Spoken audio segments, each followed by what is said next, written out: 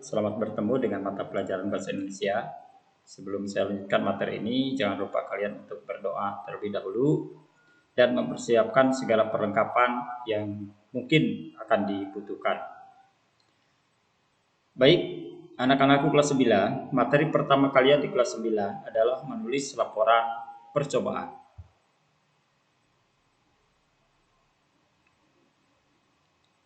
Ada 4 kemampuan yang harus kalian kuasai, diantaranya mengidentifikasi informasi dari laporan percobaan yang dibaca dan didengar, percobaan sederhana untuk mendeteksi zat berbahaya dan makanan, adanya vitamin dan makanan dan lain-lain. Yang kedua, menyimpulkan tujuan, bahan, atau alat, langkah, dan hasil laporan percobaan yang didengar dan atau dibaca. Yang ketiga, menelaah struktur dan kebahasan dari teks laporan percobaan yang didengar atau dibaca. Percobaan sederhana untuk mendeteksi zat berbahaya pada makanan, adanya vitamin pada makanan dan lain-lain. Dan yang keempat, menyajikan tujuan, bahan atau alat, langkah dan hasil dalam laporan percobaan secara tulis dan lisan dengan memperhatikan kelengkapan data, struktur, aspek kebahasan dan aspek lisan.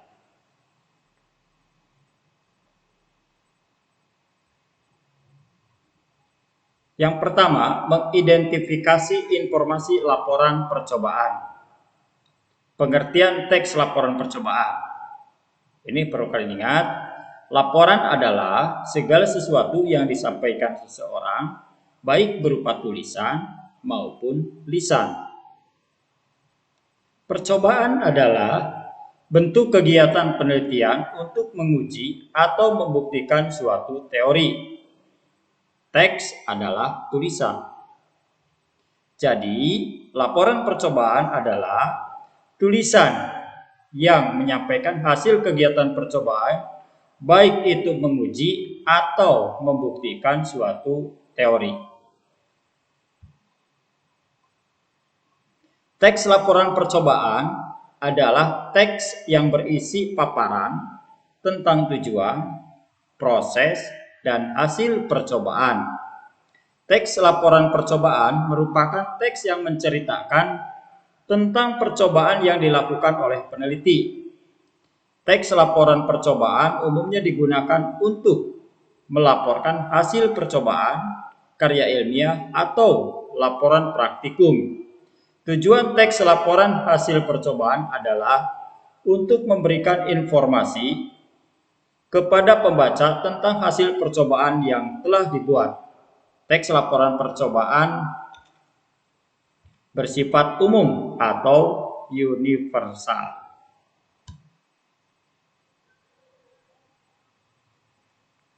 Berikut adalah contoh laporan percobaan. Percobaannya menguji kandungan mie dengan betadin. Ini dilakukan oleh Devayana Krishna, Pendit dan kawan-kawan dari SMP Negeri 1 Negara Jembrana, Bali. Tujuannya untuk mengetahui kandungan karbohidrat pada mie instan. Kemudian kajian teorinya, 1. Mie instan merupakan makanan kegemaran bagi sebagian masyarakat di Indonesia. Penyusun utama mie instan adalah tepung terigu dan tepung tapioka atau kanji. Bahan lain yang menyusun mie instan adalah minyak nabati, garam, penstabil atau nabati dan fosfat, pengatur keasaman, antioksidan, THBQ, pewarna, trazin, C11940. Tepung terigu terbuat dari gandum, sedangkan tepung tapioka terbuat dari singkong.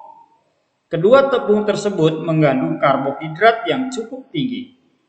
Karbohidrat ini akan kami uji dengan kandungan providon lodin 10% yang terdapat di dalam betadin.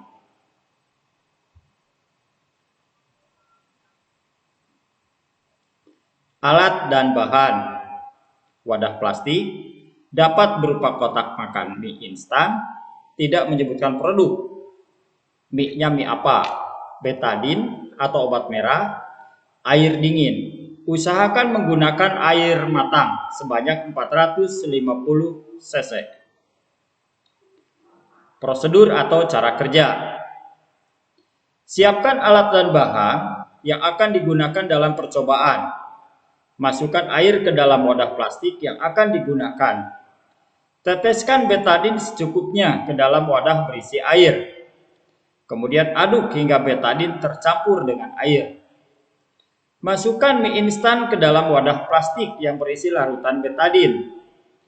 Setelah semua selesai, tunggu selama 1-2 menit untuk melihat hasil percobaan yang telah dibuat.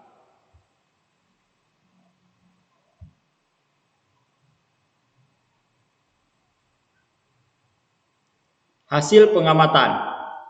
Pada menit pertama, mie instan yang terendam dalam betadin mulai berubah warna menjadi kebiruan. Pada menit kedua, warna biru pada mie instan yang terendam dalam betadin berubah menjadi lebih gelap. Pembahasan. Pada percobaan mengetahui kandungan karbohidrat pada mie instan dengan betadin seperti di atas, dapat dilihat bahwa warna mie instan menjadi biru karena mie instan memiliki kadar karbohidrat yang tinggi. Adanya karbohidrat dapat diidentifikasi dengan menggunakan berbagai macam metode. Salah satunya adalah uji iodin atau yang terkandung dalam betadin. Jadi, iodin dapat mendeteksi kandungan amilosa dalam pati.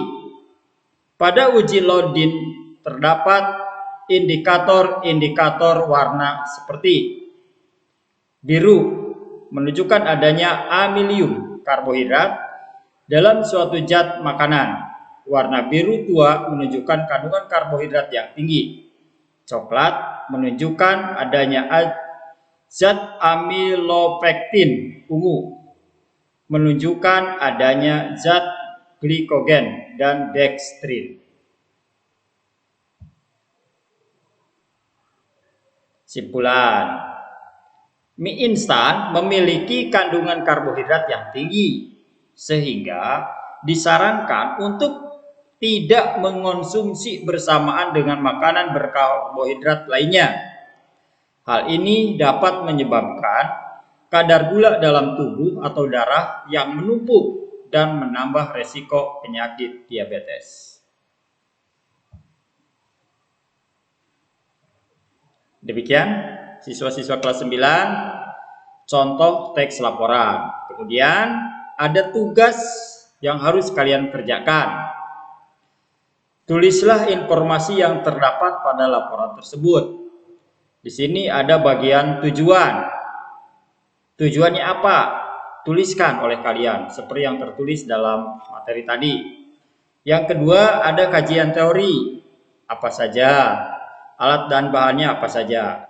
Silakan untuk menuliskan kembali pada buku tugas kalian masing-masing, khusus buku tugas mata pelajaran bahasa Indonesia. Selanjutnya, tugas yang kedua, ada prosedur kerja. Informasinya apa saja yang kalian dapatkan tadi? Hasil pengamatan, informasinya apa saja, kemudian pembahasan apa saja, dan simpulan. Ini pun sama kalian tuliskan pada buku pelajaran bahasa Indonesia, pada buku tugasnya. Demikian anak-anakku mata pelajaran hari ini. Jangan lupa tugas yang dikerjakan pada buku tugas mata pelajaran bahasa Indonesia tidak boleh dicampur dengan mata pelajaran lain. Gunakan waktumu untuk hal-hal yang bermanfaat. Dan semoga pertemuan jarak jauh ini bisa memberikan manfaat bagi kalian. Terima kasih atas perhatiannya. Bapak Heri. Wassalamualaikum warahmatullahi wabarakatuh.